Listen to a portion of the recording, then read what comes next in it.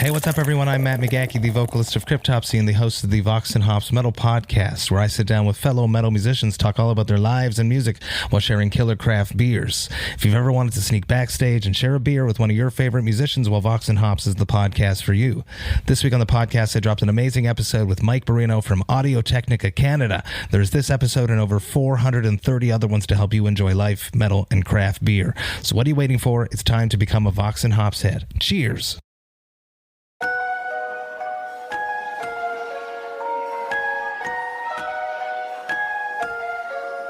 Once I left your crazy ass, I took a therapy session. I won't be richest with the wealth, I'll be the richest in blessings. I said, you made a bet today, said I can't leave my Hey everybody, bed today. we have a good one lined up for you.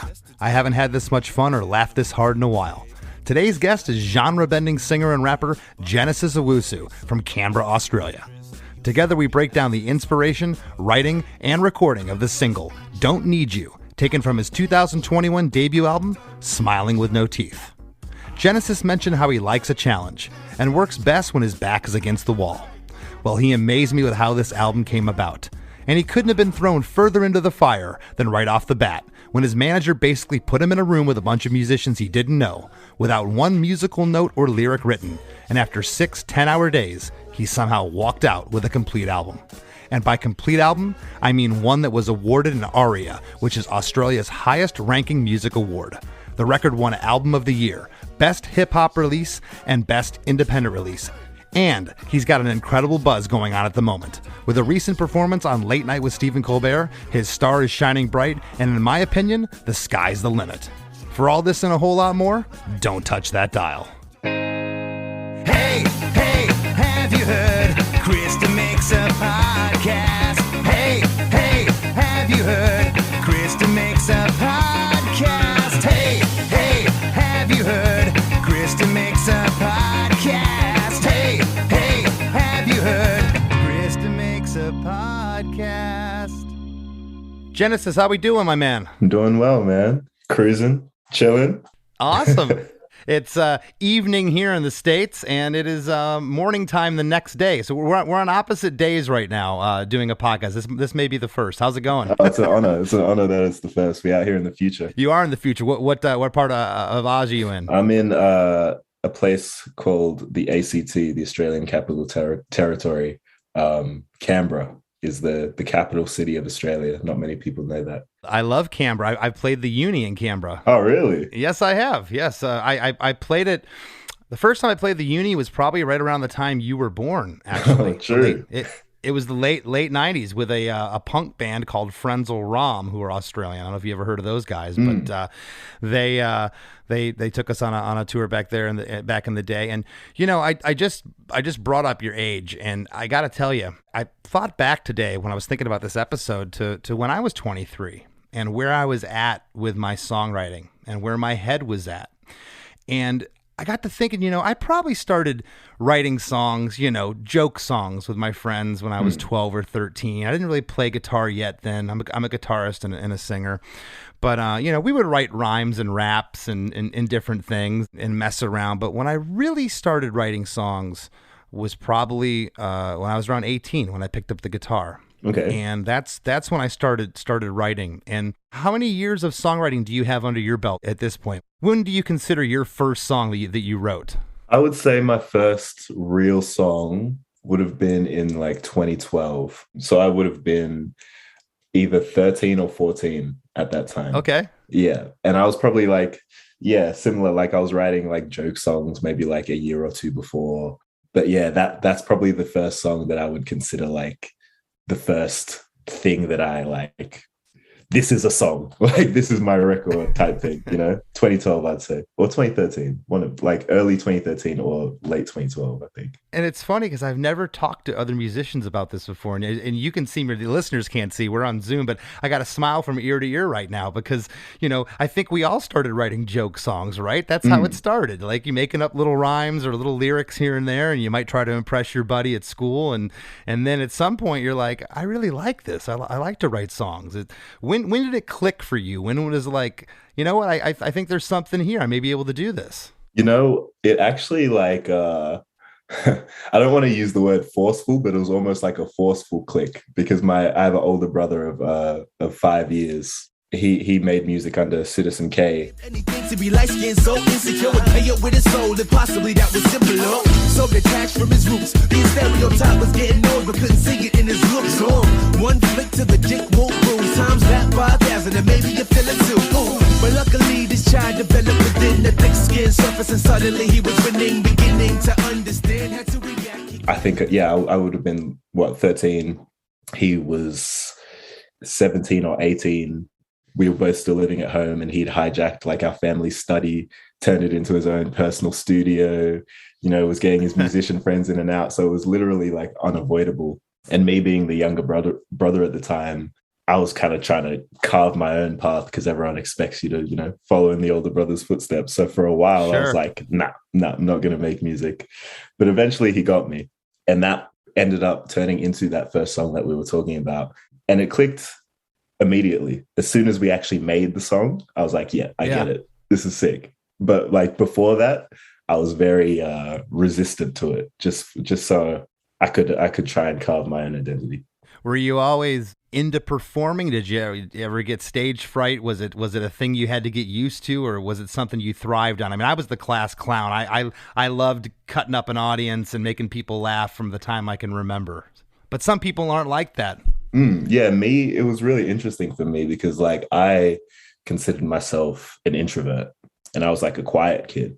But then as soon as music came into the mix, something changed for that. So like before I started making music, I had like a little dance crew, Mm-hmm. and it was just like when I was with that dance crew, we joined these competitions and perform in front of like thousands of people.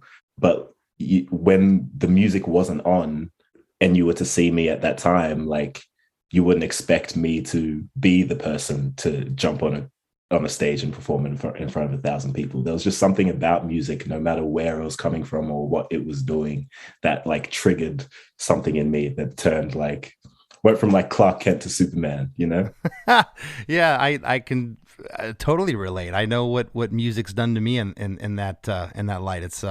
It's amazing. Again, your age, 23.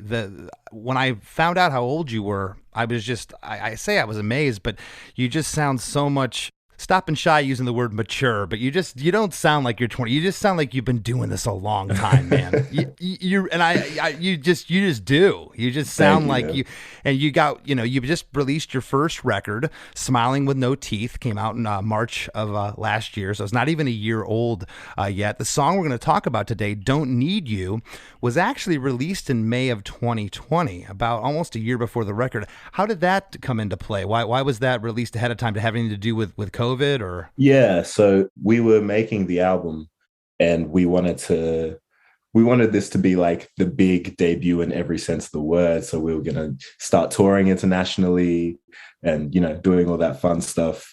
Then obviously COVID hit. So we kind of had to, me and my team kind of had to rearrange how we were going to approach like the promotion and the PR side of things. So we decided to take the rollout a bit slower and like just try and build fans and teams in the US and the UK by pushing singles a bit slower and giving them more time to simmer and stuff like that. So Don't Need You was the first of those tracks.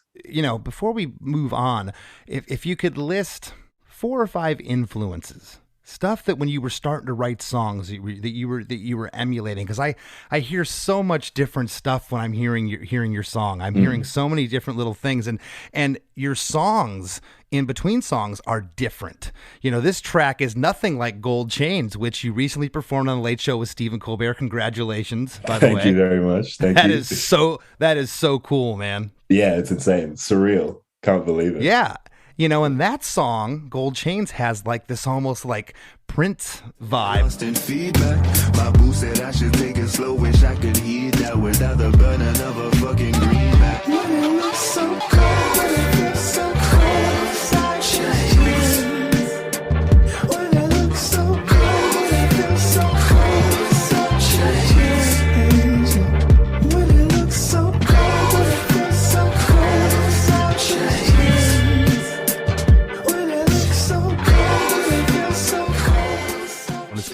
contrast to this. So it's really cool how you can shift styles like that. So could you give us a couple influences? Yeah.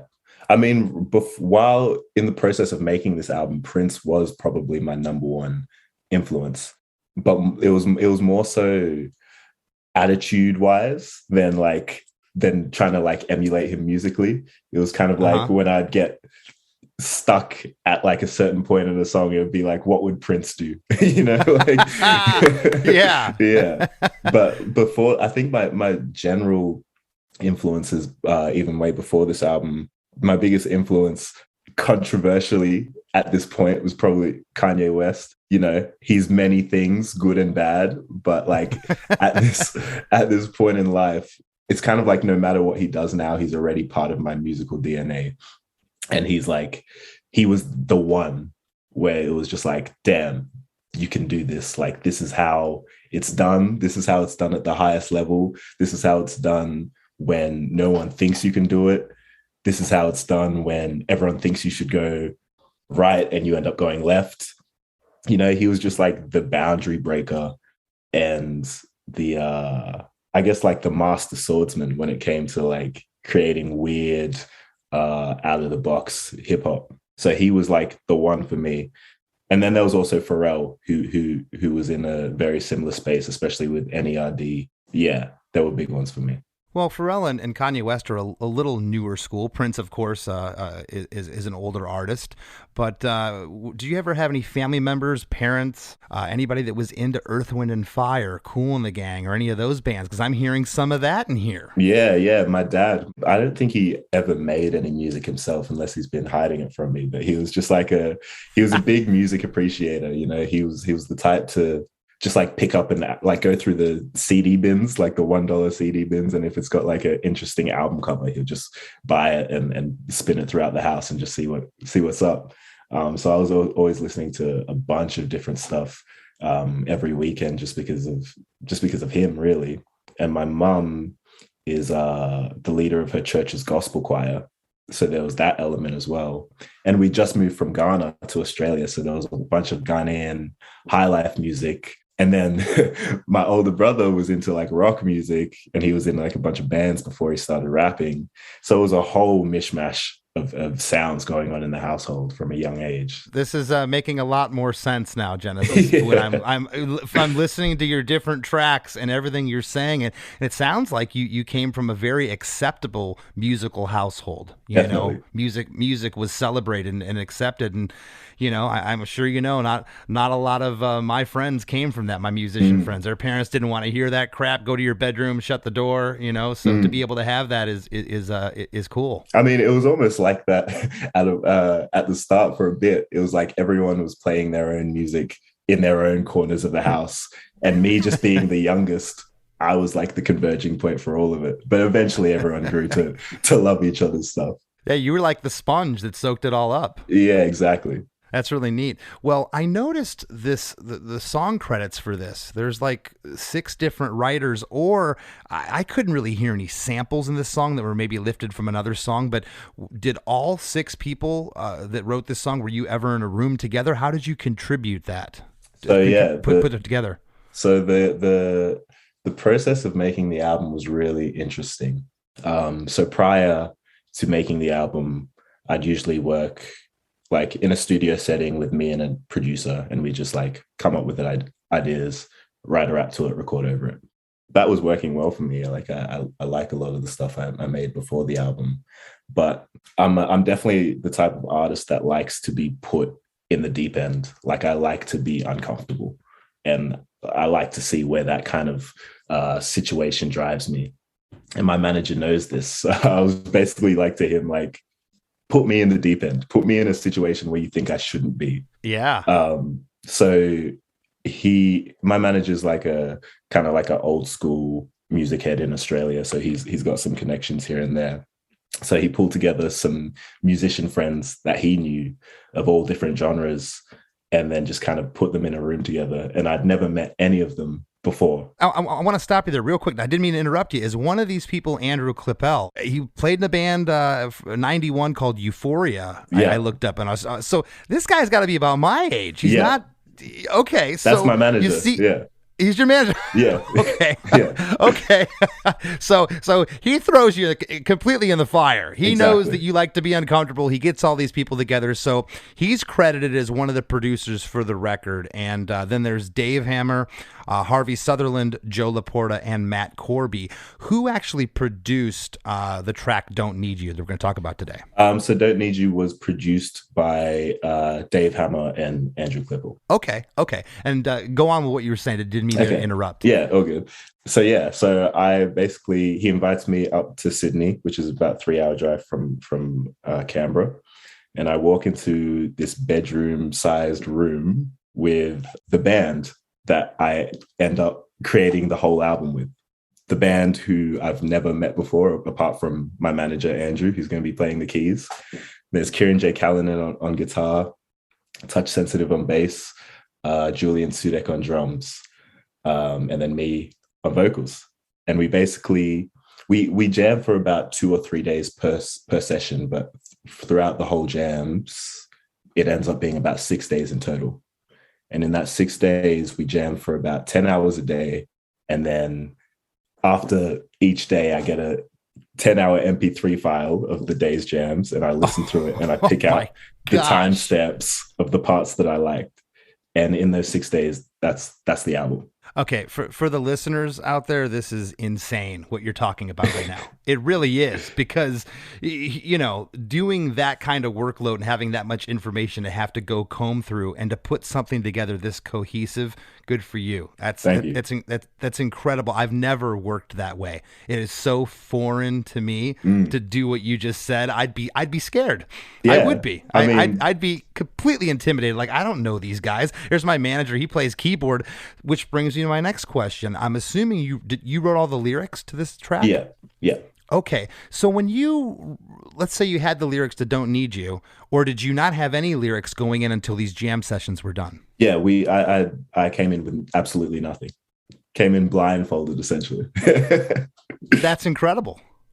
That's incredible that you did it that way. Yeah, it was a crazy experience. And you know, some of those band members now are like, we're very close friends after those 6 days. You know, it was probably just after summer, but it was still like sweltering heat. None of us had met each other before. It was just such a disarming situation. We were cramped together because obviously there's all this musical equipment as well, and you're just forced to make music. There's nothing else you can do. I guess you have a relationship of trust with your manager enough to where you trusted him with these musicians, because my first thought when you're telling me this is, what if you got in there, man, nothing's happening after the first 2 or 3 10-hour sessions? You're like, I don't like any of these sounds they're getting. Nothing's moving me musically.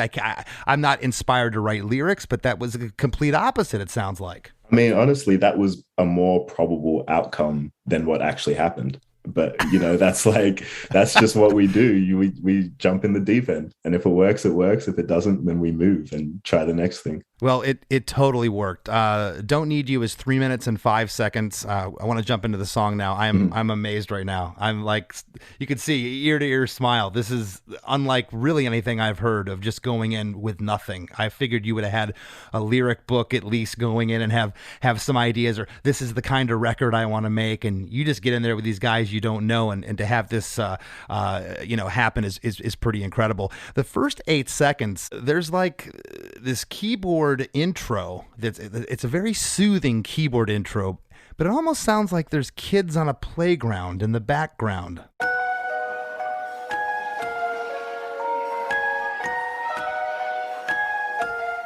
So basically we made the foundation of the song, and the songs in their foundational points are still quite formed. Like, they're still almost exactly what you hear on the record. Nothing instrumentally is replayed.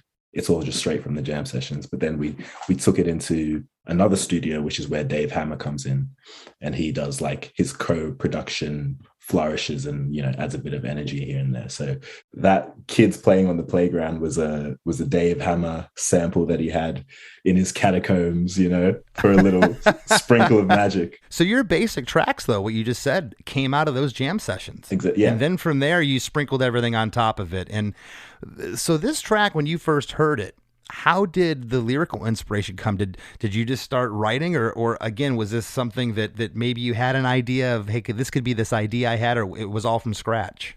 This was one of the last tracks we made for the album. So I already knew what the album as a whole was conceptually. And, you know, if we want to get into that, the album as a whole conceptually is the story of the two black dogs, one representing depression and one representing racism.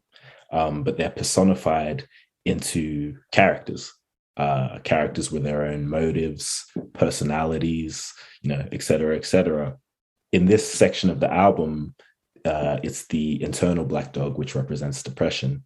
And its personality is like possessive, almost seducing, like, you know, I want to be your only one. All you need is me. You know, come to me. You don't need anyone. You don't need your friends. You don't need your family, just me. And Don't Need You was the point in the song, in the album narrative wise, where the narrator, which I guess is the Genesis Owusu character, figures out that that's false. Don't need you. Yeah. Interesting. Well, over that playground sample that Dave came up with, and that soothing keyboard intro is what I'm calling an intro. I was thinking this was the verse, but it's not a verse. Once I left your crazy ass, I took a therapy session. I won't be richest with the wealth, I'll be the richest in blessings. I said. And there's some funny lyrics in this song, buddy. Once I left your crazy ass, I took a therapy session. I won't be richest with the wealth. I'll be the richest in blessings. I said. Set this up. What's happening there? I guess one of the things I really enjoy doing with music, I guess throughout the whole album, is I like presenting it with a layer of ambiguity that can allow things to be interpreted in different ways. So with this song, I thought it would be fun to make it seem like it was just like a breakup song. You know, like I had like this crazy ex, you know, that I just wanted to like cut off. So I kind of put together the lyrics in a way that it could be interpreted like that. So yeah, I wanted to portray depression as like this crazy ex that like I went to therapy and I realized like you're a psycho. And now like I want nothing to do with you. I like the intro, verse 1, and even the chorus, because at the ends of each one of those, it leads into the next part. The I said line leads into verse 1. And at the end of verse 1, you say, but, that goes into the chorus. And I think that's cool. Those little holdover words sometimes. When you said I said in the intro, there's a couple of snare sounding drum hits that come in, and then the drum loop comes in with some funky, I think it's synth bass, isn't it? Or is that real bass? Yeah, synth, yeah. It's great. It's great. And verse 1, Riches and blessings, I said. You made a bet today, said I can't leave my bed today. You tapped me on my chest today, wanna rear your head on a bed today. Black dog, you be barking. I always saw your ass as a hindrance, and you saw me as a target, but you made a better day, said, I can't leave my bed today. You tied me on my chest today. Want to read your head on a better day. Black dog, you'll be barkin'. I always saw your ass as a hindrance, and you saw me as a target, but. And on the lines, black dog, and barkin', the vocals are doubled there in unison, panned left and panned right. It's so catchy and hooky. Thank you. I love the line, too, your ass is a hindrance. Tell us how you really feel.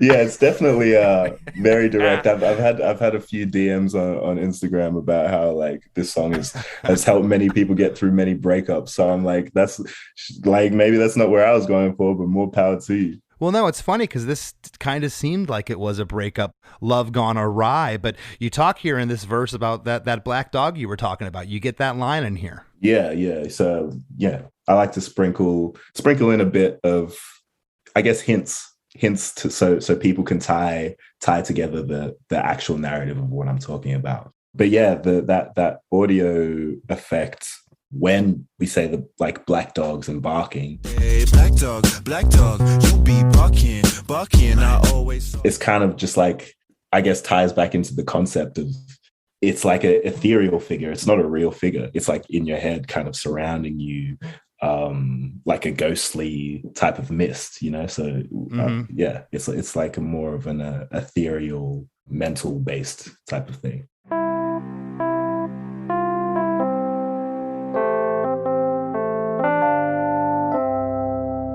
Hey, don't go anywhere. Chris DeMakes a Podcast will be right back after a few words from our sponsors. Ready for a head-bangingly good time? Dive into the world of heavy metal with the Brutally Delicious Podcast. Here, we don't just talk music. We welcome you into our heavy metal family. Join us for candid chats with legends and rising stars. We go beyond the typical interviews, exploring raw emotions and the life-altering impact of heavy metal. So whether you're a diehard metalhead or just curious, join our family and let the headbanging begin with the Brutally Delicious Podcast. Hey, if you need a unique, thoughtful, and inexpensive gift for a friend or loved one, check out iloveenamelpins.com. Make someone's day by giving them a little present to show you care. Over 80 different pins are available, everything from cats and dogs to your favorite celebrities. And to top it off, you can use the discount code ChrisDeMakes at checkout to save 30% on your order. iloveenamelpins.com. Give them something to wear that shows that you care.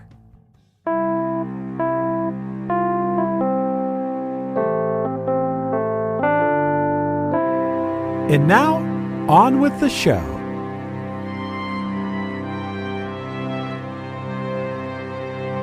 And I love your delivery throughout this song too. It's not, you know, you can't say it's rap and you can't say it's singing. It's like an amalgamation of, it's kind of both at times. And then there's times when it's a little more singy. It's really cool how you go back and forth. I also really think it's great. I love getting to a chorus quickly, and you did it really quickly. At 32 seconds, we're in chorus 1. Wait, could this be true? I don't need you. I don't need you. Ah, wait, this is true. I don't like you. I don't like you. Ah. Wait, could this be true? I don't need you. I don't need you. Ah, wait, this is true. I don't like you. I don't like you. Ah. Poetic. Shakespeare. Well, Shakespearean. and you're laughing probably because there's some dude reciting your lyrics back to you, talking them to you, which is weird in and of itself. I mean, I love it. So yeah, the chorus was great because through the jam session, it was actually Kieran, the guitarist, that I guess laid the foundation for that, like the way it's delivered, because he played that guitar like ding, ding, ding, ding, ding, ding, ding, ding, ding. And then I just heard that when I was, listening over the tracks, and just thought that would be so great with a vocal accompaniment and in this yelpy Chihuahua dog type. Well, you want to talk about catchy, and I actually thought those were synth stabs in key with the melody. That's a guitar? That's a guitar. Kieran has this crazy pedal semicircle. He's got like this big wooden semicircle board full of just pedals, and which he can just manipulate his guitar sound to like anything. A lot of the time it sounds like car engines revving and just crazy stuff like that. It's great because it's doing the vocal melody on point with you through the whole chorus, and it just adds this different feel to it. The drums and the bass are continuing here as with the groove, but in addition to the stabs, there's this electric piano that's panned off left that is playing a really groovy counter melody to everything. It's really neat when that comes in. And again, was that something that was laid down later with Dave, or was that something in the initial jam sessions? Do you remember? That was the initial jam sessions as well. I think that's one of the best things about that band that we put together. They were all such different people. And, when Andrew, the keyboardist, hears that drum beat, he thinks of something jazzy and funky. And when Kieran hears that drum beat, he thinks of something stabby and like abrasive. And the melding of, those worlds together creates something brand new. Yeah, that synth stabby part, I'm calling it synth still. That guitar stab part is just so unique and different. I really like it. I got to tell you, this arrangement is really different too. You know, everything up to this point is kind of like, okay, it's going along, nothing too crazy arrangement wise, but then there's this musical interlude here that happens after chorus number 1. The band stops and there's some vocal like oohs that are happening, and there's keyboards that happen. And then the first lyric to the next part, which I'm calling pre-chorus 1. We haven't had a pre-chorus yet, but I'm calling this a pre-chorus because it happens again in the song. It happens twice, and it's before chorus 2, this part. So I'm calling it a pre-chorus. What an interesting part this is. A completely different feel and flavor comes in here. On the first line, it's still with those vocal oohs and those keyboards. The band hasn't come in yet, but you say, "Can't you see I'm rich?" And those guitar stabs are in unison on that first line again. Just on that first line. It's great. And this is also the first harmonies in the song here. On every line, you get a harmony. Can't you see I'm rich? Same tricks, how'd you do me like that? Running over my back. Same tricks, ain't shit. How'd you do me like that? Running over my back. You ain't shit. Can't you see I'm rich? Same tricks. How'd you do me like that? But enough of my bag. Same tricks. You ain't shit. How'd you do me like that? But enough of my bag. You ain't shit. So the lyric is actually running off with my bag.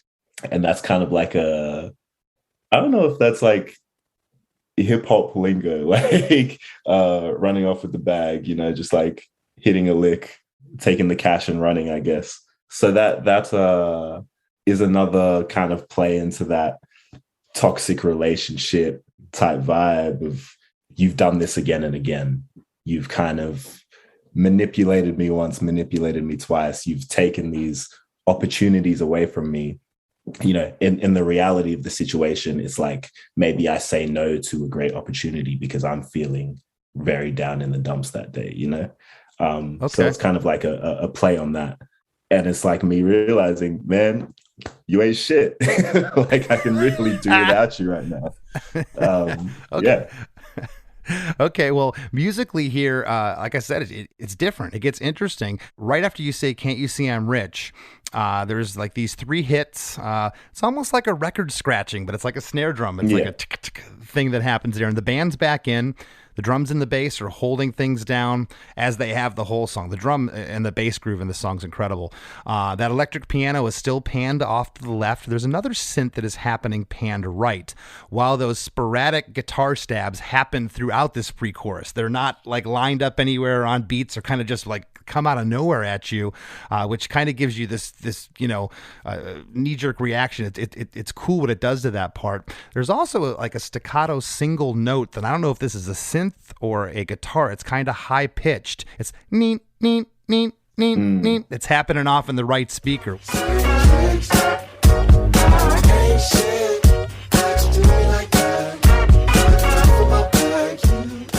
What is that? Is that a guitar? I think it's a guitar, yeah. I love when things are on every beat like that. It's something that was, popular back in disco back in the day. It makes the music sound faster than it is. Yeah. It makes the energy feel like it's coming up, Definitely. Nothing got sped up there, just that little thing. Chorus 2 here is the same lyrically as chorus number 1. Same lyrics here. That electric piano keyboard in chorus 1 is now in stereo here. It's not just panned off. It's kind of come full, but with like a higher tone, with a higher pitch. And every time you say "you" in this chorus, there's a backing vocal response of oohs right after that are really layered.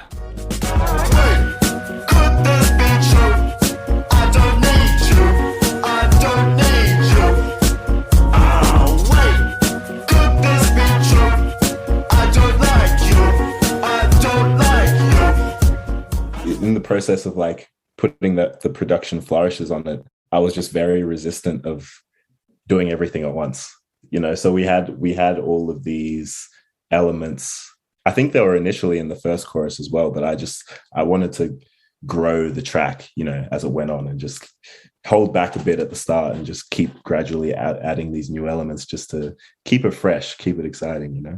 I think it was a very wise decision. I love songs that build. I think it needed it. And it's funny, when I went back and that first chorus would come on, it felt like it was missing something, not in a bad way though. It felt like, whoa, you know, like you're waiting for that to come in after you've heard the song, but you never would have known it the first time it happened. But I love those oohs that come in there on that second chorus. It really, really changes things up there. Verse 2 is probably my favorite lyric in the song. This kills me, and I got to figure out what's going on here.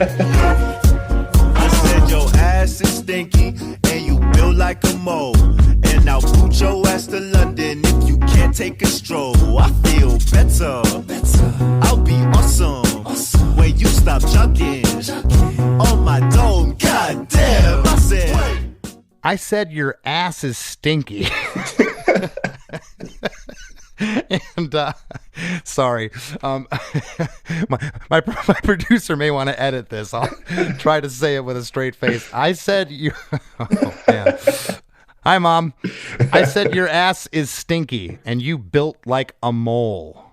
And I'll boot your ass to London if you can't take a stroll. I feel better.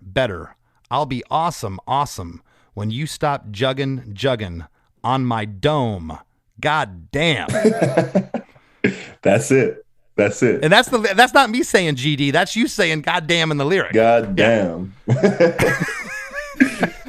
What is going on here? I mean, I think as the song was going on and as I was progressing into the lyrics, I just got more and more into that, like putting myself into like toxic relationship type thing again. And I was just trying to think of just like, what's the worst thing that an ex can say to someone? just absolutely roast them.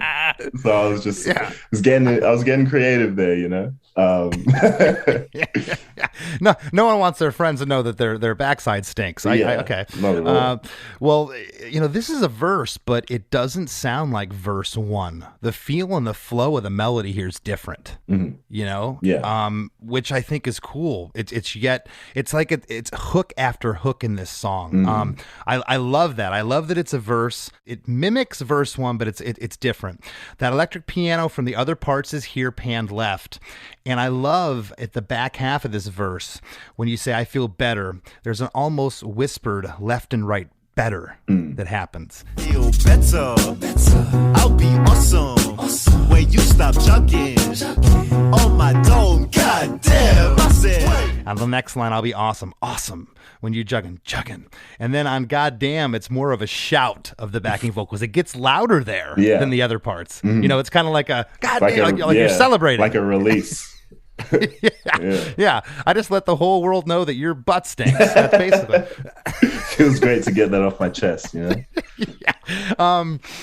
At the end of it, I left off a lyric. You actually say, I said. And again, those hold over, you know, the goddamn's really the end of it, but you say, I said, because I said goes in, I said, wait, this, you know, could this be true? It leads into the chorus. I love holdover lyrics like that.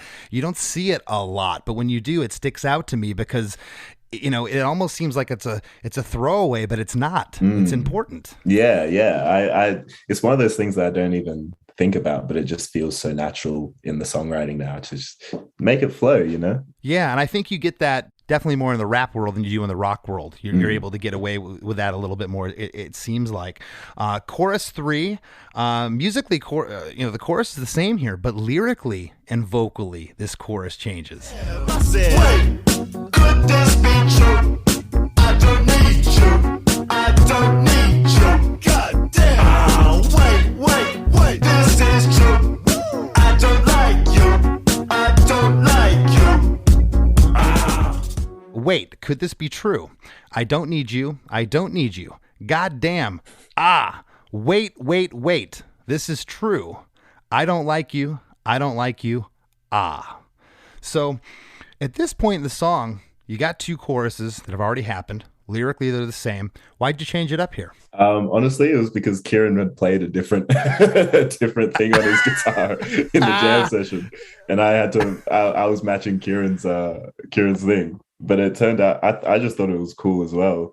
it feels like so kind of haphazard, you know? It feels like it's, I don't know, like it's one take, just like things are changing and it's just happening, you know? You just said it. It harkens back to like, I mean, there's some funk in this track, and that's kind of why I asked you about Earth, Wind, and Fire and some of those bands from the 70s. It's got like this, especially the keyboard tones almost have a 70s retro feel to it here.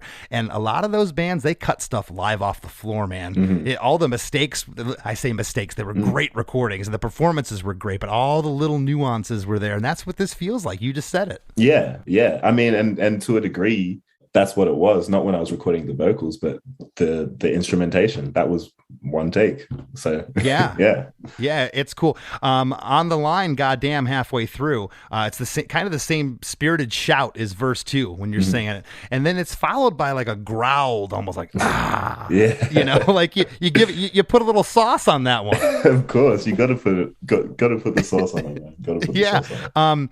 I also love here, okay, because again, this chorus. Those guitar stabs are there, following the melody on every word, except on the line, wait, wait. On the third wait is a gang backing vocal that's panned left and right.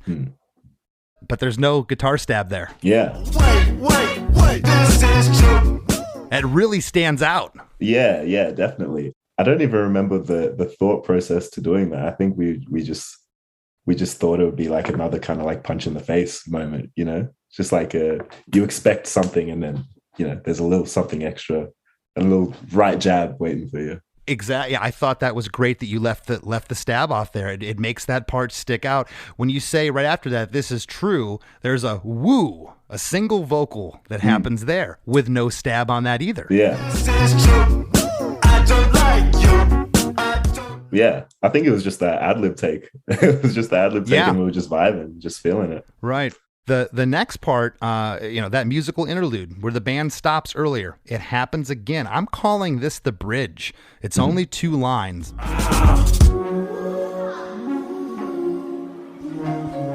Just wait in the hallway, babe. I don't like the smell of gold.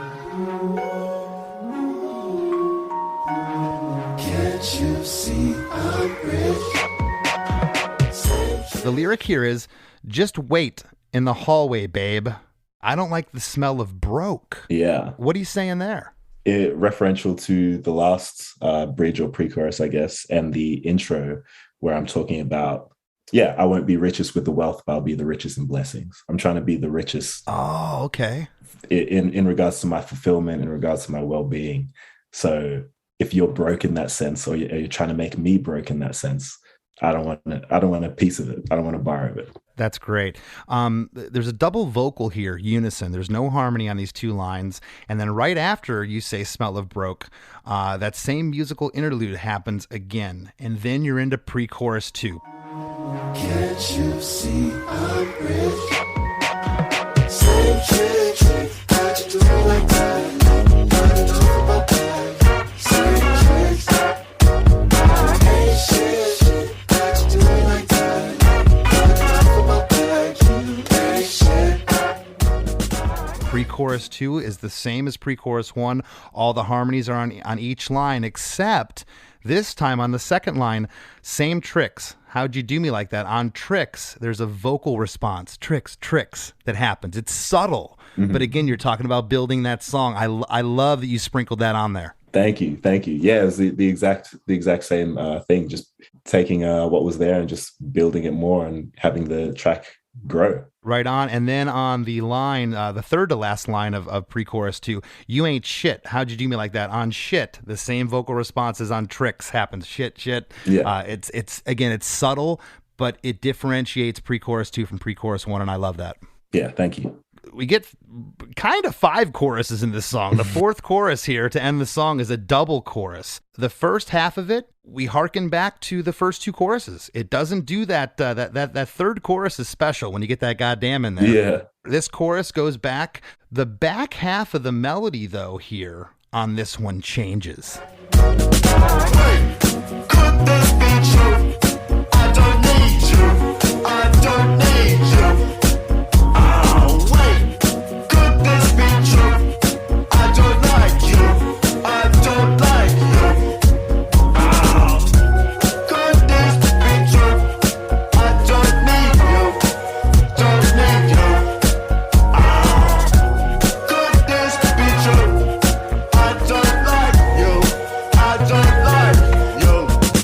I love that too. And what was that thought process like? You know what? We're getting to the end here. We're going to use the same lyrics, but let's change the melody up a little bit. Yeah, once again, that was the one take from the jam session. So Kieran was playing around on the guitar, and I was taking his lead and following his guitar pattern that he was playing with. And once again, yeah, it just made it feel so haphazard and like dangerous in a sense. And it sounds fresh, man. It sounds fresh. It doesn't sound regurgitated. And like, it's so easy. I've talked about it on this show so many times to copy and paste in Pro Tools.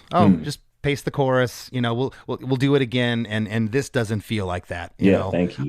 Which is great. The last half of the chorus here, the lyrics do change, and the placement of the oohs change on the last chorus. Those oohs that happen in the other choruses, the placement here is different, which again on the back half makes you go, whoa, what happened there? Do you recall why those were changed? It would have just been the same thing of just like we were at this point of the song, so we just have to do what feels right and I guess keep the energy of what we were doing before and keeping it fresh, throwing in those right hooks, keeping it fresh, keeping it unexpected, keeping it live, haphazard, Yeah. Good for you. It's great. And I'll finish reading these last lyrics here. You say, could this be true? I don't need you.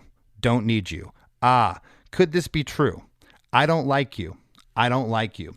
And there's a pause after the like. It's kind of like a half a second followed by a single you that you say. And then there's like 3 snare drum hits to end the track abruptly, which I think this track needed to end abruptly. It's like a door slamming in your face, you know? Definitely. No fade outs. You got a stinky ass. Get out of here. Door in your face. That's it.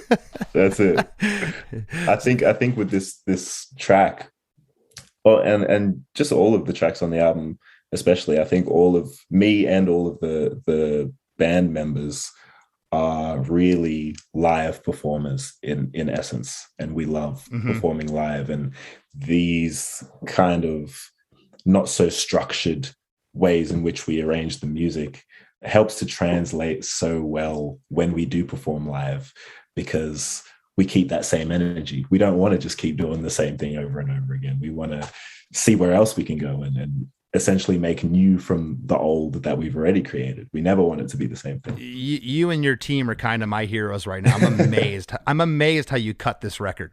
I am. You should be so proud, man. Thank you. You should be so proud. Your manager and everyone you worked with. It's so cool how you put this together and that you could do that. It's an amazing.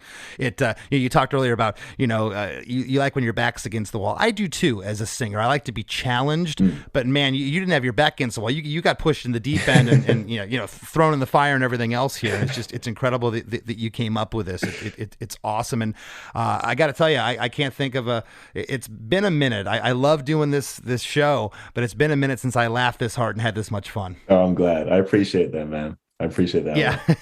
before we go, I'd like you to leave the listeners with anything you got coming up, tours, new records, anything going on with you. What's happening? Yeah, so we're prepping for 2 tours in March. I've got a band tour in Australia, and then I'm coming to the US for the first time ever. Nice. Straight after that. So we just put up some new dates as well. It's all on genesisowusu.com/tour. Going all over the place, and I can't wait. Man, I'm telling you right now, I am going to tell everyone I know about you. I'm rooting for you. I wish you all the best, man. You're awesome. Thank you so much. Thank you. I appreciate it, man.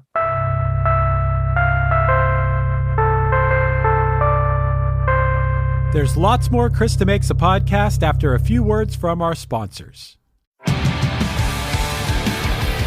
What's up, everybody? I am Finn McKenty, host of the Punk Rock MBA podcast, part of the Sound Talent Media Podcast Network. My podcast is all about doing what you love for a living, and every week I sit down and talk to people who have done exactly that. For example, musicians like Tommy from Between the Buried and Me, Matt from Periphery, Lil Lotus and Shinigami, among many others, photographers, artists, designers, YouTubers like Glenn Fricker and Sarah Dici, and I unpack exactly how they got to where they are today with the goal of helping you do the same. So if that sounds cool, you can listen and subscribe at soundtalentmedia.com, and I'll see you there.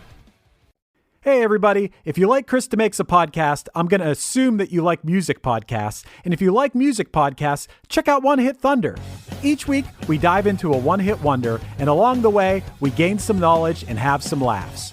Lou Bega, Crazy Town, Harvey Danger, The New Radicals, Aha. We're over 100 episodes in now, and to paraphrase the great Matthew Wilder, nothing's going to break our stride. Subscribe to One Hit Thunder wherever you get your pods. As we near the end of the show, here's a band you might not know. Welcome to this week's Band You Might Not Know. If you'd like your band to be considered for Chris DeMakes a podcast, all you have to do is email your song via MP3 only and bio to bandyoumightnotknow@gmail.com. This week's featured artist is Distractions, a 5-piece rock band from Columbia, South Carolina, featuring Joey Yawn on lead vocals, Slade Johnson on guitar, Shane Matthews on bass, David Love on guitar and vocals, and Brett Wider on drums. You can find their music on Spotify, Apple, and all streaming services. Here's a snippet of their track, This Song's For You. It's close to your chest, but it's written all over your face. It's written all over your face. All the little reasons it's falling into pieces. This one's bringing me down. All the little reasons we can't get back to even. How long can we keep this up? After all that was said, after all these tears, they're dry, but they left some more. Just try to clear the air. The Wrap with Chris and Chris. Dude, that was so much fun.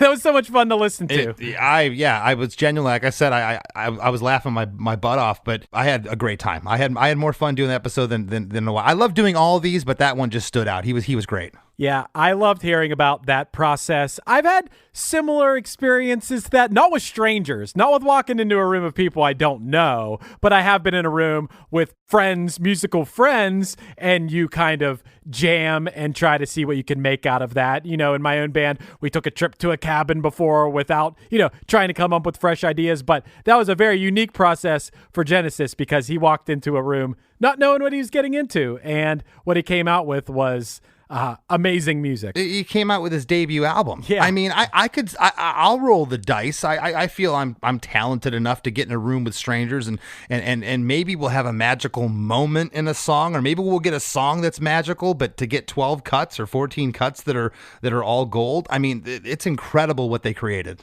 Well, talk about incredible, Chris. You didn't mention this in the episode, but I think it's worth mentioning.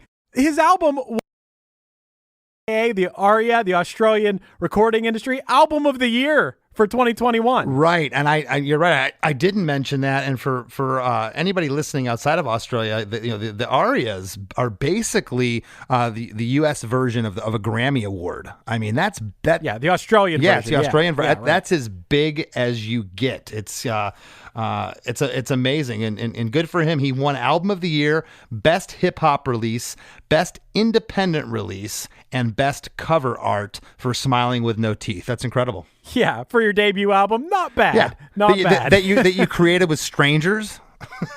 Yeah, right. Dude, it was so much fun. I was envious that he had I'm an only child. He had an older brother that's also a well-known musician in Australia, well-known artist, and to have an older brother to be making music and be exposed to that and influenced by that, that's awesome. That's so cool, and he's, like he said, he tried to resist it at first because he wanted to do his own thing, but glad he didn't, because I really like his music. Yeah, and he cited a couple contemporary artists, Kanye West, but he talked about Prince and Prince's heyday. Genesis wasn't even alive, and that's cool. And that's why I asked him if he had family members or relatives that grew up in the household that was playing that stuff, because I mean, I hear a depth here of musical influences. Dude, when you were reading the lyrics to this, that I was laughing so hard. And once again, it's that walking that fine line where, and I don't think he thought this at all, where you don't want the artist to think you're like making fun of them or something. But what's funny about it is that it's you reciting the lyrics like you're reading a school book or something. Yeah, like I'm reading an article from the newspaper that morning. Right. And so I laughed so hard when you read like, I think it was like the first time you read the chorus and he went, yeah, like Shakespeare. Because it's so much different when someone's just reading them as opposed to, a simple lyric can be so amazing, like this one, for example, in the context of the song. But when you're just reading it like that, it doesn't sound, it doesn't have the same effect. So there have been artists that have sung lyrics that aren't great, but it's where they placed them, what key the song was in, how their delivery, how their flow was with that lyric, that they sold it and they made it come alive. And, on paper, when I'm reading these lyrics of the chorus, there's not much there, but man, he made it come alive. And that's the magic of music. And how amazing is it that his debut album, that one that won Album of the Year over there in Australia, is also a concept album. And Chris, I'm on the same page as you. I assumed this was like a relationship song. I don't need you. But it's so much deeper than that. There's so much more to it than that. And that kind of blew my mind about this song. That's so cool. Yeah, and there's something about... you can just tell from certain people. He's just so humble, and I know he didn't take it personal when I was laughing because he knew I wasn't making fun of him. He saw, I guess, the irony in the whole thing, and I think we both had a genuine laugh. Some of these lyrics are really funny. There's nothing wrong with the fact that they are, Yeah. I think humor. We've talked about this before. It doesn't take away from like the message of the music or something if you inject humor into your song. I think Less Than Jake obviously does. I know Punchline has, and I don't think that our bands are jokes because of that, right? No, not at all. Not at all. And so, something else I wanted to touch on, Chris, was the fact that, there's only so many slots at late night. There's only so many shows out there, in the States, for instance, there's maybe 5 or 6 late night shows, let's say, and 5 nights a week. So, you got about, 25, 30 spots, and there's a lot of artists out there. And the fact that he got on the Late Show with Stephen Colbert is amazing. He's a rising star, and I'm so glad that we had the opportunity to talk to him. Such an incredibly bright future for this guy. I mean, I don't want to like overhype it or whatever, but I can imagine this dude being one of the biggest artists, period. Just the music, we didn't talk about the music video for this song. Go check that out. Everything about this guy is so cool, so unique. And that was something that I had mentioned to him in the episode that I think is so great, is that you go song to song. I listened to a bunch of different cuts from his record, and they all are unique and have their own thing, which again is amazing. And I thought they were all unique because he worked with so many different people. Oh, he worked with this guy here in this studio. No. He worked with the same people. To have that kind of difference between songs and what they came up with is phenomenal. Yep. Love everything about it. Love the process. Love the music. So good, man. I was, this is my new thing I always talk to you about, always snacking during the episodes. I was over here. We did this one later than we usually do these. It's nighttime. It's almost, it's like, 8 o'clock now. Not that late yet, but usually we do these during the day, but we had to, he's over in Australia, so it was 11 a.m. for him. It was 7 p.m. for us, but I'm over here eating my chocolate Pop-Tarts is what I had as a snack during this one, and they were good. I put them in the toaster. I used to always eat Pop-Tarts on tour, like not putting them in the toaster. They're so much better when you put them in the toaster, man. Please let Chris know what he should snack on for the next episode, folks. Yeah. And speaking of, telling Chris what he should snack on for the next episode, I said that because he's always telling you what to do. Things such as leaving us a review. Yeah, go leave us 5 stars. Not 4.5, not 3 stars. Leave us a 5-star review, and maybe write something if you like the show. Please. Yeah, absolutely. Wherever you listen to podcasts, Apple Podcasts, Spotify, leave us that 5th star. I'll tell you, that 5th star, it helps us get more stars. And by stars, I mean musical guests that you want to hear on this podcast. That was like the least clever thing I ever said. I'm really struggling over here, but you get the point. I get the point. And if you haven't already, please join our Chris DeMakes a Podcast Facebook group. We'd love to have you be a part. Give me a follow on Instagram at @LessThanChrisD. And if you want a custom song for me, I want to write you one. Hit me up at chrisdemakes@gmail.com. Want to thank this week's guest. He's awesome. Go check him out, Genesis Owusu, and we'll see you next week. Ready for a head-bangingly good time?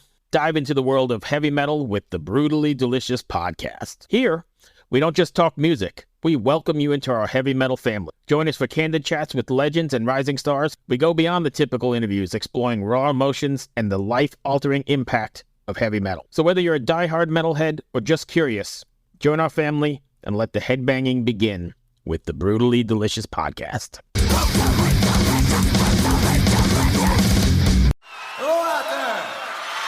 Yes, hello out there, everyone. I'm Hal Schwartz. And I'm Flynn McLean. Together we host None But the Brave, a podcast dedicated to the music and career of Bruce Springsteen. Bruce and E Street Band are on tour right now for the first time in 6 years, and we're taking a detailed look at what's happening on stage in our bi-weekly episodes. We've also been recently joined by some very exciting guests, including rock journalist Warren Zanes and Stephen Hayden, Backstreet's Magazine founder Charles Cross, and Barstool's Kirk Minahan. If you're a diehard Springsteen fan, this is the show for you. So please subscribe to None But the Brave on your favorite podcasting platform, and we hope to see you further on up the road. Thank you so much. We'll be seeing you.